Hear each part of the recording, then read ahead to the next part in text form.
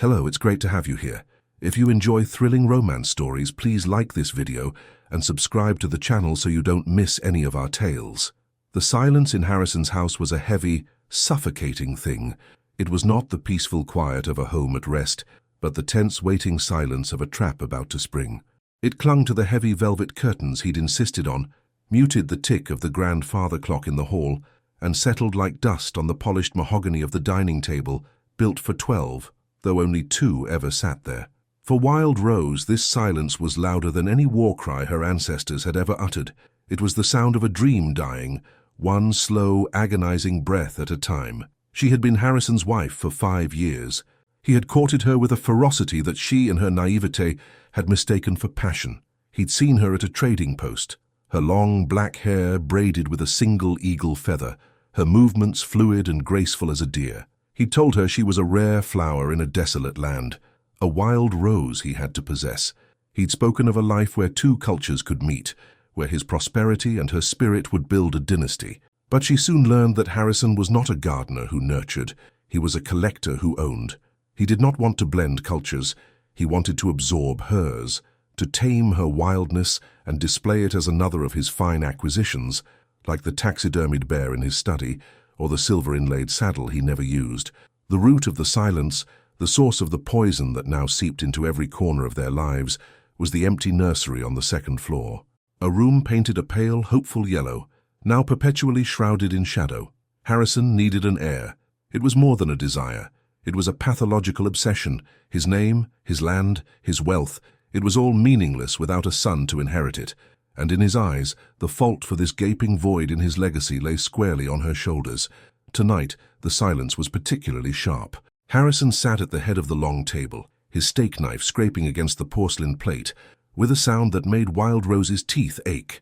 He was a handsome man, in a severe, chiseled way. His hair was the color of corn silk, his eyes a cold, piercing blue, but any warmth he might have once possessed had long since hardened into a brittle shell of entitlement and impatience. "The Cottinghams have another son," he announced, not looking at her. He sliced his meat with vicious precision. "Bartholomew's wife is plain as a mud fence, but she's proven to be fertile soil. Some men have all the luck." Wild Rose said nothing. She traced the rim of her water glass with a slender finger, her gaze fixed on the shimmering reflection. She had learned that any response, whether a defense, an apology, or even a word of comfort, would only feed the fire of his resentment. Silence was her only shield. He finally looked up, his blue eyes narrowing. "Did you hear me, woman? I said the Cottinghams have another son, while my house remains as quiet and empty as a tomb." "I heard you, Harrison," she replied, her voice low and steady, a stark contrast to the storm brewing in him. "You heard me," he scoffed, throwing his napkin onto the table. "And what of it? Do you have anything to say for yourself? 5 years. 5 years of my life, my resources, wasted on barren ground." The words struck her like a physical blow. Barren ground. He had used the term before, first in whispers of frustration, then in growls of anger, and now it was a casual, cruel epithet he used to define her. He saw her as nothing more than a fallow field, a failed investment. He could no longer see the woman he had pursued, the spirit he had claimed to admire. He saw only an empty womb. What he didn't see, what he couldn't possibly know, was the secret she had been holding in her heart for the past 6 weeks. A secret that was both a miracle and a terror. It had begun with a subtle weariness, a change in the way the scent of coffee in the morning turned her stomach. Then came the signs her grandmother had taught her to read, whispers from the earth that a woman's body was preparing for new life. A hawk circling twice overhead, the faint, sweet taste of wild honey on her tongue when she'd eaten none. She was with child. She was sure of it. For a single, fleeting moment, a spark of hope had ignited within her. Perhaps this would change everything. Perhaps this child would melt the ice in Harrison's heart and remind him of the man he'd once pretended to be. But that hope had been extinguished as quickly as it came. She looked at her husband, at the cold contempt in his eyes, and she knew the truth. He didn't want a child born of love. He wanted a product, a successor stamped with his name. A child to him would be another possession, and a child born of an Apache mother he now despised would be a half-breed heir, a constant reminder of what he considered his greatest mistake. She knew with a certainty that chilled her to the bone that if he knew he would claim the child as his property and cast her aside anyway, He would raise the baby to disdain her heritage, to see her as nothing more than the vessel that carried it. The thought was more unbearable than his cruelty. And so her secret remained hers alone, a tiny, fierce flame she protected from the bitter wind of his scorn. It was this secret that gave her the strength to endure his nightly tirades, to meet his icy stare with a calm he could not comprehend. "I am going to town tomorrow," Harrison said, pushing his chair back. The legs scraped loudly against the wood floor. "I have business with the lawyer. Matters of my estate must be re-evaluated. A man must make provisions for a future that does not include dead ends." He stood looming over her. For a moment she thought he might strike her. His hands were clenched into fists at his sides. Instead, he simply stared down at her, his face a mask of disgust. "Pack your things, the things your people gave you. I want you and your worthless trinkets out of my house by the time I return." Wild Rose's heart hammered against her ribs, a frantic drumbeat in the oppressive silence. It was happening, the final brutal severing. Yet her face remained impassive. Her ancestors had faced down cavalry, starvation, and the loss of their lands. She would not give this man the satisfaction of her tears. She would face this with the same stoic pride that was her birthright. "I have nothing to pack," she said softly. "Everything I own is on my person." It was true. The simple deerskin dress she wore, the beaded moccasins on her feet, the single feather braided in her hair. Everything else, the silk dresses, the leather boots, the jewelry, were his, costumes for the role she was playing, and she would not take them with her. Her defiance seemed to enrage him further. "Fine, then just be gone. I don't want to see your face when I return. Go back to whatever dusty camp you crawled out of. Go back to your people and tell them the great Harrison found no use for you." He turned and strode from the room without another word. The sound of his boots on the floorboards echoed like gunshots, and then the heavy slam of his study door sealed the verdict. Wild Rose remained at the table for a long time, the untouched food on her plate growing cold. The silence returned, but it was different now. It was no longer a tense, waiting thing. It was the vast, empty silence of finality. She was free, a terrifying, exhilarating, and utterly lonely freedom. Slowly, she rose. She did not go to their bedroom, the room that had become a cold battlefield. Instead, she walked to the kitchen and gathered what she could: a half loaf of bread, a piece of dried beef, a small canteen of water. She wrapped them in a piece of cloth, making a small, tight bundle. It was more than she had arrived with. As she stood by the back door, ready to step out into the moonless night, she paused.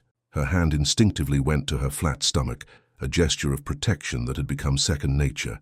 A wave of fierce, primal love washed over her, so powerful it almost brought her to her knees. This was not just her journey now. She was not just saving herself. She was saving the life, or lives, that flickered within her.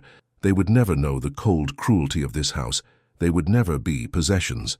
They would be born free, under an open sky, and they would know the stories and songs of her people. She slipped out of the house like a shadow, the door closing behind her with a soft click. The sprawling ranch house, a symbol of so much wealth and misery, loomed behind her like a tombstone. She did not look back. She turned her face toward the distant, dark shape of the mountains, the direction of her people, of home. The wind picked up, whispering through the tall prairie grass, and for the first time in 5 years it did not sound like a lament. It sounded like a promise. With each step she took, she left Harrison and his world of bitter silence further behind, carrying her precious secret into the vast, uncertain wilderness. The Colorado wilderness was a harsh and unforgiving mother. It had been months since Wild Rose had walked away from the cold tomb of Harrison's ranch, and in that time, the land had tested her in ways she had never imagined. The sun had baked the earth until it cracked, and the wind had been a constant, scouring presence, stealing the moisture from her lips and the warmth from her bones. She had survived on her knowledge of the old ways, taught to her by a grandmother whose face was as lined as a dried riverbed. She found roots the gophers missed, snared rabbits with twine from her own dress, and followed the stars toward the distant promise of her people's lands. But she was not just one person on this journey. She was three. The lives within her, grew stronger each day, a constant rolling reminder of her purpose. The singular secret she had carried out into the night had revealed itself to be a double blessing, a truth her body understood before her mind could. She could feel the distinct movements of two separate beings, a son and a daughter, she was sure of it. She had named them in her heart already. The boy would be Kohana for the swiftness of the wind, And the girl Lillian, a name she had once heard an Anglo woman use for a delicate, beautiful flower, a name that would be a bridge between worlds. They were her reason for every painful step, for every hungry night. As summer deepened, so did the weight in her belly. Her pace slowed, and the journey that had seemed arduous before now felt impossible. She was a week, maybe two, from her time when the sky began to change. The air, which had been hot and dry for days, grew thick and heavy, charged with a strange metallic scent. The birds fell silent, and a bruised purple-grey light bled across the horizon. Wild Rose knew the signs. This was no passing summer shower. This was a storm born of rage, the kind that could tear trees from the earth and turn gentle creeks into roaring torrents. Panic, cold and sharp, pierced the veil of her exhaustion. She was exposed, miles from any real shelter. Her eyes darted across the rolling plains, searching for anything, an outcropping, a cave, even a dense thicket of trees. In the distance, she saw a dark slash against the landscape, a small mesa with a jagged, rocky face. It was her only hope. Forcing her aching body into a shuffling run, she headed for the rocks. The first drops of rain, fat and cold, struck her like stones. Within minutes, the deluge began. The wind howled, whipping her long hair across her face and tearing at her deerskin dress. Lightning spider-webbed across the sky, followed by claps of thunder so loud they seemed to shake the very foundations of the world. By the time she reached the rock face, she was soaked through and trembling, her breath coming in ragged gasps. She found a shallow overhang, a slight concavity in the stone that offered meager protection from the driving rain. It would have to be enough. As she huddled against the cold rock, a pain entirely different from the aches of her journey coiled deep in her belly. It was sharp, insistent, and undeniable. Her body, pushed to its absolute limit, had decided it could wait no longer. The babies were coming. Here in the heart of a tempest, with no one but the howling wind as a midwife, a wave of terror washed over her, but it was quickly replaced by a fierce, primal resolve. Her ancestors had given birth in the dirt, in the snow, in the midst of battles. She was a descendant of survivors. She would not let her children perish before they had even drawn their first breath. As another contraction seized her, she bit down on a strip of leather from her dress, her groans swallowed by the roar of the storm. The hours that followed were a blur of agony and determination. She was an island of life in a world of violent chaos. She moved purely on instinct, her body knowing what to do even as her mind reeled from the pain and exhaustion. First came her son, Kohana, slipping into the world with a cry that was miraculously audible over the thunder. With shaking hands, she cleaned him as best she could and wrapped him in a piece of her underdress she'd torn away, tucking him against her chest for warmth. Relief flooded her, but it was short-lived. Her body was not done. The second wave of labor began, even more intense than the first. It took the very last of her strength, but finally, her daughter Lillian was born, smaller than her brother, but just as fierce in her cries. Wild Rose wrapped the tiny girl in the last remaining piece of dry cloth she possessed and pulled both infants tightly against her, trying to shield them with the fading warmth of her own body. Exhaustion finally claimed her. A fever began to burn behind her eyes, and a deep chill set into her bones. She was fading, and she knew it. She could feel her life force seeping out of her, mingling with the rainwater that pooled on the ground. She looked down at the two precious bundles in her arms. She had brought them into the world, but she had failed to bring them to safety. A single hot tear traced a path through the grime on her cheek. "Live," she whispered to them, her voice a raw rasp. "Survive." Her eyes fluttered closed. Silas was cursing the rain, the cattle, and his own bad luck. A half-dozen of his employer's best yearlings had chosen this exact day to wander off, and the storm had hit before he could get them back to the ranch. He was a solitary man, not by nature, but by circumstance. A fever had taken his wife and young son years ago, carving a hole in his life that had never quite healed. He'd found a measure of peace in the vast, empty landscapes of the West, where the silence of the land matched the silence in his own heart. He pulled his hat down low, the rain streaming from the brim of his canvas slicker. He was about to give up and head back to his line cabin when he heard it. It was a thin, reedy sound, almost carried away by the wind. At first he thought it was a coyote pup or a stranded calf, but he listened again, turning his horse's head toward the sound. There it was again, higher this time. It was a sound he hadn't heard in years, a sound that pierced him to the core. It was the cry of a baby. Dismounting, he followed the sound on foot, his boots sinking into the mud. It led him to a small rock formation, a place he'd passed 100 times without a second glance, and there, tucked into a shallow overhang, was a sight that would be seared into his memory forever. A woman lay on the wet ground, her dark hair fanned out around her head like a halo of midnight. She was Apache, that much was clear from her dress and features, but what stunned him was what she was clutching to her chest. 2 impossibly small bundles from which the faint cries were coming. The woman was barely conscious, her body trembling violently, but even in her delirium her arms were protectively wrapped around the infants, her own form taking the brunt of the wind and rain that curled into the shelter. It was the most heartbreaking and powerful display of a mother's love he had ever witnessed. All thoughts of cattle vanished from his mind. He knelt beside her, his rough hands surprisingly gentle as he touched her forehead. She was burning with fever. The babies were cold and wet. If they stayed here, none of them would see the sunrise. He didn't hesitate. Shrugging off his heavy, waterproof slicker, he carefully wrapped it around the woman and her 2 tiny children, creating a warm, dry cocoon. She stirred, a faint moan escaping her lips, her eyes fluttering open for a moment. They were dark, filled with fear and a fierce defiance. "Easy now," Silas said, his voice a low, calming rumble. "I'm not going to hurt you. So I'm here to help." Gathering the entire bundle into his strong arms, the woman was light, frighteningly so, he stood and carried his precious cargo back to his horse. The journey to his cabin was a slow, careful ordeal. He held them securely in front of him, shielding them with his own body from the storm's relentless assault.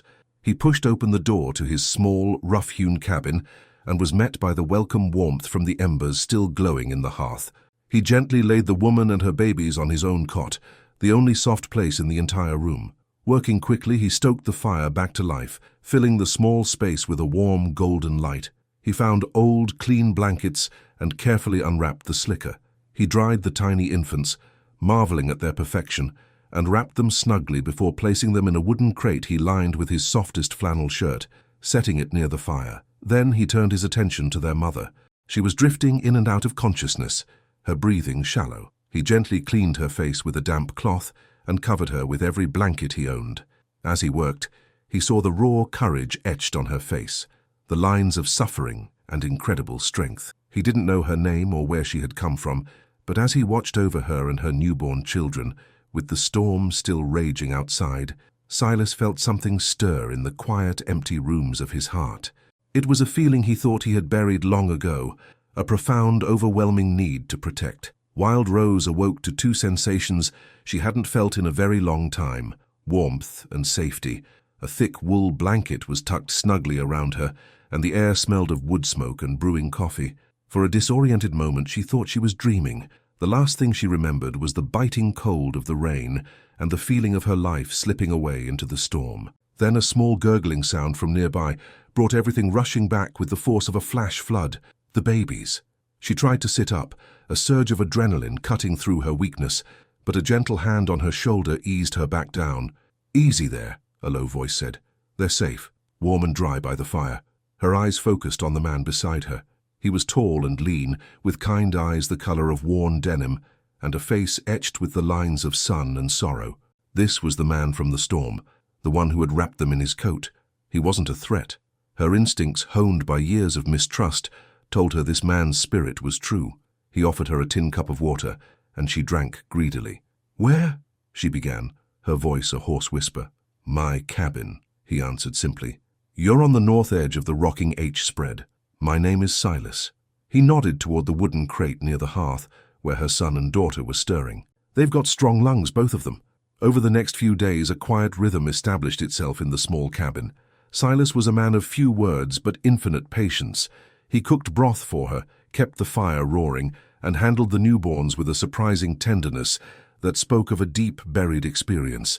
He would lift them from their makeshift cradle, his large, calloused hands looking impossibly gentle as he held them. Wild Rose watched him, her initial wariness slowly dissolving, replaced by a profound gratitude that left her throat tight with emotion.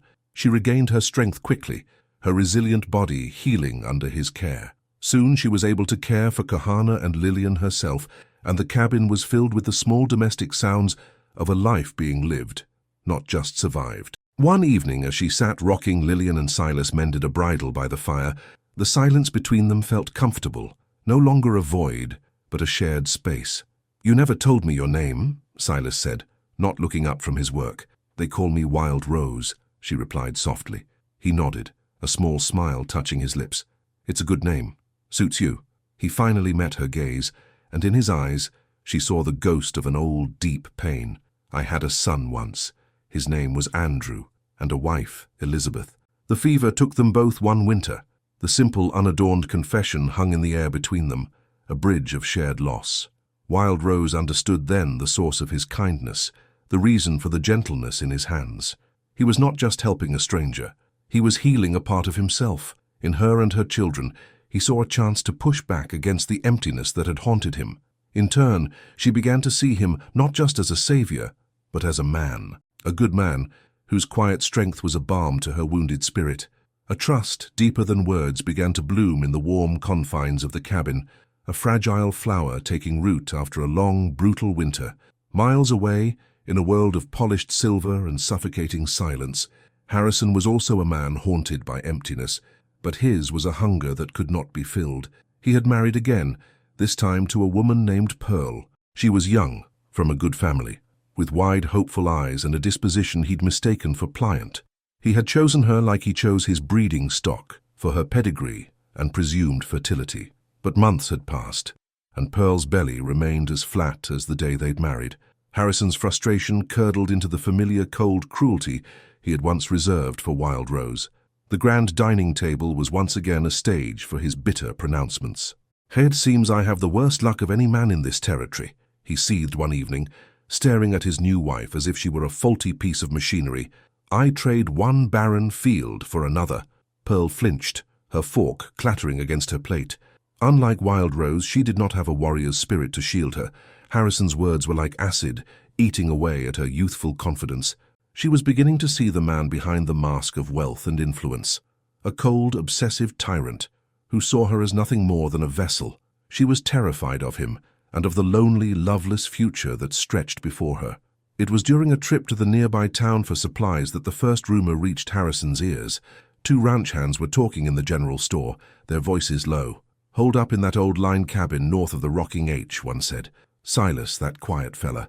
They say he's got an Apache woman with him. Found her in that big storm a few weeks back with 2 newborn babies." Harrison froze, his hand tightening around a sack of flour. An Apache woman, newborns, 2 of them. The timing was too perfect. The rage that filled him was so sudden and so immense it was almost blinding. The woman he had cast out, the barren ground he had publicly shamed, had borne children. His children. The thought was an intolerable insult to his pride. She had not only defied his judgment, she had cheated him of his legacy. He rode out the next day, his mind a maelstrom of suspicion and fury. He didn't ride directly to the cabin. Instead, he tethered his horse in a copse of aspens on a ridge overlooking the small homestead. Using a spyglass, he watched. The scene that unfolded before him was a tranquil portrait of everything he craved and everything he'd destroyed. He saw Silas emerge from the cabin, a small bundle cradled in his arms. He saw Wild Rose follow, her hair loose and shining in the sun. She looked happy, more radiant than he had ever seen her. Silas handed the baby to her, and they stood for a moment, smiling at each other over the child's head. It was a picture of a family. A possessive, venomous jealousy unlike anything he had ever known consumed Harrison. He didn't feel a shred of affection for the infants. He saw only his bloodline, his name, being raised in a dirt-floored cabin by a half-savage woman and a no-account cowboy. They were his property, and he would have them. He didn't want the mother. She was tainted, used goods, but the children were his rightful heirs. He lowered the spyglass, his handsome face twisted into an ugly mask of determination. He would not confront them with fists and guns like a common brawler. No, he would use the tools of a superior man, wealth, influence, and the law. He was a respected landowner. She was an Indian. Silas was a nobody. He knew whose side the law would take. He would strip her of the children, the ultimate punishment for her deceit, and raise them as his own. He would erase every trace of her from their lives. He turned his horse around and spurred it into a gallop, leaving the peaceful scene behind. He was no longer riding away from a bad investment. He was riding toward a reclamation. The harvest of his legacy was waiting, and he would tear it from the ground by its very roots if he had to. The arrival of the sheriff at Silas's cabin felt like the first cold wind of winter. He was a portly man with a drooping moustache and an apologetic air, but the legal document he held in his hand was as sharp and unyielding as a shard of ice. Harrison had filed a formal petition with the circuit judge, claiming his legal right as the father and demanding immediate custody of his twin children. "He claims you abandoned him while pregnant, that you're an unfit mother living in squalor," the sheriff explained, avoiding Wild Rose's steady gaze. "The hearing is in town in 3 days. The judge wants you all there." Fear, cold and familiar, coiled in Wild Rose's stomach. She looked from the official paper to Silas, her face a mask of stoic resolve that barely concealed her terror. Harrison was using the white man's world, its laws, its prejudices, as a weapon against her. In a courtroom, her word would mean nothing against the power and money of a man like Harrison. But Silas did not flinch. He placed a reassuring hand on her arm, his touch a silent promise. "We'll fight him," he said, his voice a low, determined rumble. "He's a liar and we'll prove it."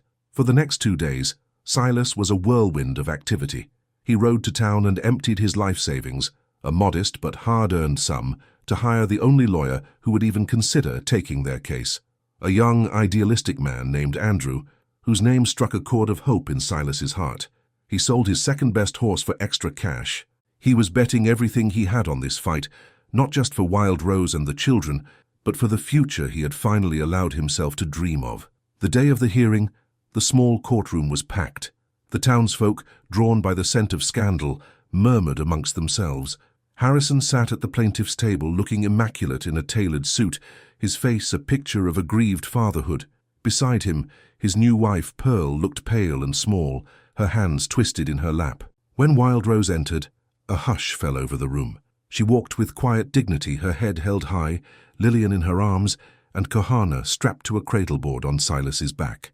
They were not a picture of squalor, but one of profound unity and strength. Harrison's lawyer began, painting a picture of a cruel, deceitful woman who had run away to deprive a loving father of his children. He spoke of Harrison's beautiful home, his standing in the community, and the bright future he could offer the twins.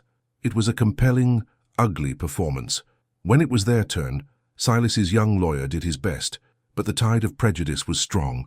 It was the word of a wealthy landowner against an Apache woman and a hired hand. The judge, an old man with a weary face, looked poised to rule in Harrison's favor. It was then that the courtroom doors opened. A man entered, and his very presence commanded silence. He was tall and broad-shouldered, his face a noble landscape of strength and wisdom. It was Wicasa, a respected elder of Wild Rose's people. He had heard of her plight and had traveled for 2 days to speak. He did not speak of laws or rights. He spoke of character.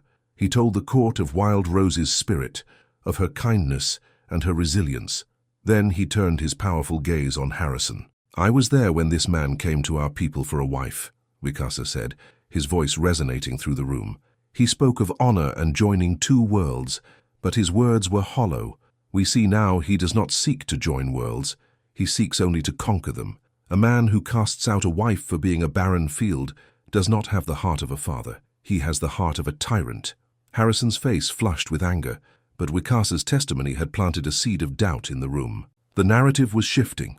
The final devastating blow, however, came from the one person no one expected. Pearl, who had been sitting silently, rose to her feet, her hands trembling. "He's right," she whispered, her voice gaining strength with every word. "Everything he said is true." Harrison shot her a look of pure venom. "Sit down, you foolish girl," he hissed. But Pearl did not sit down. She looked at Wild Rose, a silent apology passing between them, a moment of solidarity between 2 women who had been broken on the wheel of the same man's ambition. "He calls me barren, too," she said, her voice ringing with a newfound courage. "He doesn't want children to love. He wants them as proof of his own virility, as heirs to his name. He cares nothing for them, just as he cares nothing for me or for her. He told me he would take the children and send her away, just as he would send me away once he had no more use for me. This man's heart is a cold, empty house." Her testimony stunned the courtroom into absolute silence. The truth, raw and undeniable, had been laid bare. The whispers in the crowd turned from curiosity to contempt for Harrison. His carefully constructed image of a wronged father had shattered, revealing the cruel, obsessive man beneath. The judge looked at Harrison, his eyes filled with a disgust that sealed his fate. He then looked at Wild Rose, at the fierce love in her eyes as she clutched her daughter, and at Silas, standing steadfast behind her with her son. He saw a family. "Petition for custody denied," the judge declared, his gavel striking the wood with a crack of finality. "Full and sole custody of the children is awarded to their mother, Wild Rose." A collective gasp went through the room, followed by a murmur of approval. Harrison sat frozen in his chair, his face a mask of disbelief and fury. He was socially ruined, exposed as a monster in front of the entire community. He had lost everything, not because of the law, but because of a profound lack of humanity that had finally been brought into the light. Wild Rose felt a wave of relief so powerful it almost buckled her knees. Silas's hand found hers, his grip strong and steady. They walked out of the courtroom and into the bright sunshine, leaving the shadows of the past behind them for good. The crowd parted for them, their faces now showing respect and admiration. As they started the journey back to the small cabin that had become their home, Silas looked at Wild Rose, his heart full. "I guess my savings are gone," he said with a wry smile. Wild Rose smiled back, a genuine, radiant smile that lit up her entire face. "You did not buy a legal victory, Silas," she said, shifting Lillian in her arms. "You invested in a family." And as they walked, with Kohana sleeping peacefully on Silas's back and Lillian cooing in her mother's arms, they knew she was right. They were not bound by law or by blood, but by something far stronger. A love forged in a storm, tempered by hardship, and now, finally, free to bloom under the wide-open sky. Their future was an uncharted territory, but they would face it together, a family built not on a name but on the solid ground of unwavering courage and unconditional love. True family is not defined by bloodlines, wealth, or law, but is forged in the fires of adversity. It is built on the unshakable foundations of respect, sacrifice, and a love that has the courage to shelter others from the storm. If this story touched your heart, don't forget to confirm your subscription and leave a like. It helps us a lot.